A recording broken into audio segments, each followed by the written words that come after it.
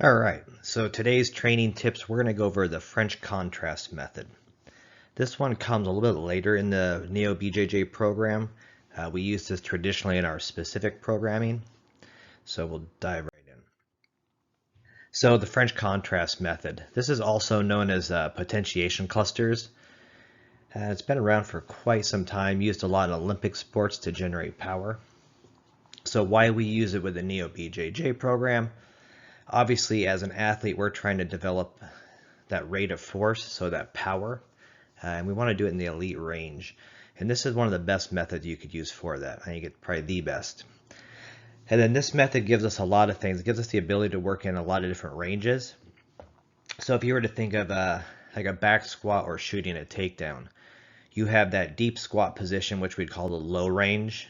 You have that mid range where you're not fully extended, but you're getting there. I've developed a lot of power in that range. Then the full extension or the top range where you're, almost in the full upright or full shot position. So what a lot of people will do is maybe work in one range where they're, say you just do a back squat or a jumping back squat. You're starting in the top range, you drop down, you explode, you've worked the top end range, which is great, but it's only one aspect of the entire movement. Now, as I said, we typically, when we use this, is we want to make sure we've developed that our athlete has, one, enough muscle. So you've developed the strength and muscle to support the joints and to develop that power. We also want to make sure you have a good aerobic base. So you've done a lot of the cardiac output. We put you through some thresholds. We want to make sure your body's ready for this method. Not that you couldn't do it, but it's just not much of it's not a great beginner movement. It's also, put a note here, we use this as we work up to our peaking phase, so pre-comp. And I don't mean like right up to the week of a competition. We're talking maybe 6 to 8 weeks before, because that 6 to 8 weeks we're going to do more of what we call a comp camp or a fight camp, where we start to focus more specifically on the actual competition itself. So some of the keys, and this isn't the end all on French contrast. We're going to touch just briefly on it because it can get fairly complex, but we'll break it down into what you need to know as far as one of our athletes and in this program, and as it relates to BJJ. So some of the keys out of the gate, we need to know your 1 rep max for the compound lift used. Again, another reason why we use it later in the program is as you start in the gen prep, we're going to develop that strength in those specific lifts we're going to use later. And that way, one, your 1RM is going to be much higher, but also we're going to know it. Yeah, we're going to have a very good idea of what that is. And why we need that is because the first movement out of the gate is we're going to do that heavy loaded compound lift. So compound, we're using multiple joints, muscles. So think deadlift, hex bar deadlift, barbell back squat, things of those nature. And we're going to do it heavy. So we want major motor recruitment. So we want as many motor neurons hitting the muscle. We want everything we can get out of these muscles. So we're going to go 80 to 90% of that 1 rep max. Now that said, we're not going to go deep into the reps. We're going to keep it pretty light on rep range. So anywhere 3 to 5. And if you're doing your own programming, you'd sort of periodize this as maybe starting out at 80%, 5 reps. And then as you progress week to week, you might start to bump up the percentage of 1 RM to 90, and going down to 3 reps would be a good way to do that. So immediately after doing that heavy loaded compound lift, you jump into a plyometric max effort. So this could be a number of things. We'll talk about examples in the next screen. Here we're going to use that muscle. We're going for max effort, and we're going to work in a different range as far as body position. And same here, 3 to 5. From there, you're going to sort of trick your body, and now we're going to go to a loaded plyometric. Same thing, these are all max effort. So I think a lot of people will look at that, heavy loaded, barbell back squat at 90% is like, that's the hardest. And yeah, it's really hard. But a max effort plyometric or max effort loaded plyometric should feel as exhausting as the original heavy loaded lift. Again, rep range here, we're staying low, 3 to 5, and we're bouncing through these. So we're going through all 4 of these, one after another. So very little break, just what it takes to get set and do the proper movement.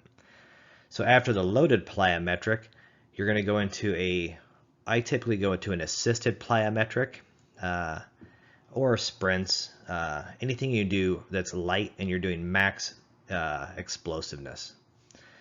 And for that, we're going to, obviously we don't do reps, we're doing more time. So 15 seconds, 20 seconds max, or 20 yards, whatever you have for a sprint would be a great idea.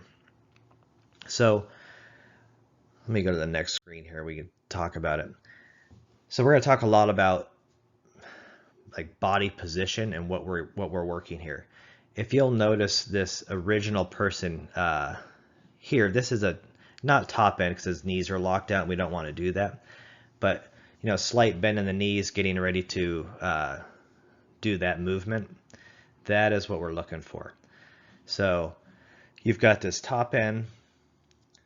You would have a middle position somewhere in here in between, and then this might be our low end position. And those are important to know because we want to work that specific movement. We don't want to leave out and just, like I said, only do the top end.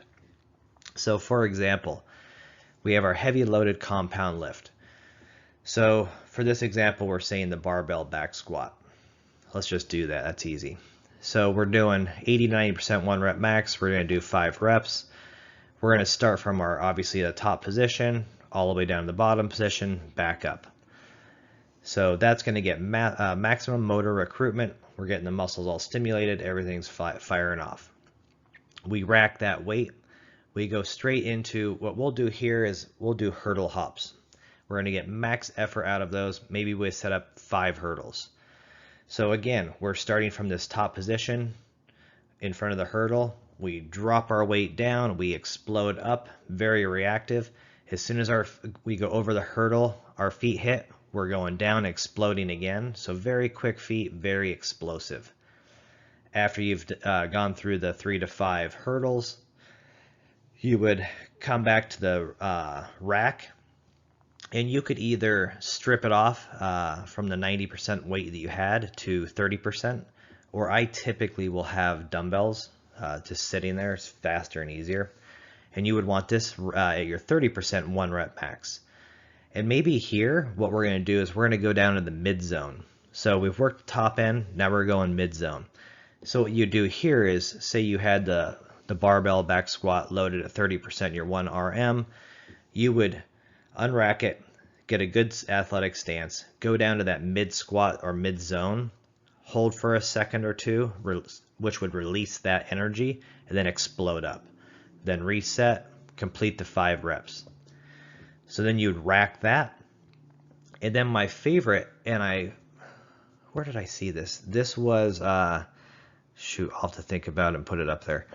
But what they did is they took some bands, those large bands you see in the gym used for a number of things, and you wrap them up at the top of the squat rack, and then you just put them underneath your armpits. What we're going to do here is we're going to do a band assisted squat jump. So now we're helping ourselves out. And because we're doing that, we're going to focus on that low zone. So what I like to do is get those bands, go deep into a squat like the low position and explode up, and then just repeat that. And I might do that 15 seconds, 20 seconds. And even with a squat jump, you could go for reps here, maybe 5 reps. Other things you can do is sprints. I've used VersaClimber for 15 seconds. The key here is you want little resistance and max effort. So we're working a different kind of a muscle type here. So you can know what we've done here is the very first thing we did is we did a heavy loaded compound lift. So we got maximum motor recruitment of all of the muscles. We went from the top to the bottom as far as the range and got everything going. We then switched to plyometric and we focused on the top end of the movement. From there, we loaded it and went mid-zone, and then we went very light to assisted at low zone. So we worked all 3 zones. We've done plyometric, loaded plyos, back to plyos. We've done heavy. So we've sort of hit it all. So that is in a nutshell the French contrast method, or the potentiation clusters, and why we use them in our programming, and what they're good for. And I would say, if you haven't done this and you feel like your body's ready and you can do this, I highly recommend it. You're going to generate so much more force and so much more power versus just, box jumps and things that you've seen in the gym previously. So hopefully that answered some of your questions. We'll probably develop more videos on each specific method as we go. But thanks for watching, and we will see you soon.